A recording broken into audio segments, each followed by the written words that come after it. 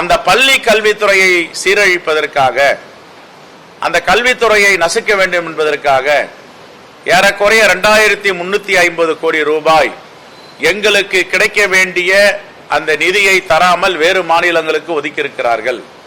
நிதி வேண்டுமென்றால் மும்மொழி கொள்கையில் கையெழுப்பட வேண்டும் என்று நிபந்தனை விதிக்கிறார்கள். இதை கண்டித்தான் மாண்புமிகு முதலமைச்சர் அவர்கள் பேரவையில கருத்துரையாற்றி இருக்கிறார், தீர்மானத்தை ஏற்றி இருக்கிறோம். எங்களுடைய குழந்தைகளுக்கு எது படிக்க வேண்டும் என்பதை அவர்கள் தீர்மானிப்பார்கள், அதை நீங்கள் தீர்மானிக்க கூடாது என்பதை நாங்கள் வலியுறுத்தி வருகிறோம். குறிப்பாக தமிழ்நாட்டில் 52 கேந்திர வித்யாலயா பள்ளிக்கூடங்கள் இருக்கின்றன. 52 கேந்திர வித்யாலயா பள்ளிக்கூடங்களிலும் ஆங்கிலமும் இந்தியும் தான் கற்றுத்தரப்படுகிறது. மூன்றாவது மொழி என்று ஒன்றுமே கிடையாது. வட மாநிலங்களில் 2 மொழியே கிடையாது. அப்படி இருக்கும் பொழுது தமிழ்நாட்டில் தேர்தல் வரும் பொழுது 11 ஆண்டுகள் அமைதியாக இருந்துவிட்டு இப்பொழுது எதற்காக இந்த மும்மொழி கொள்கையை திணிக்கிறார்கள்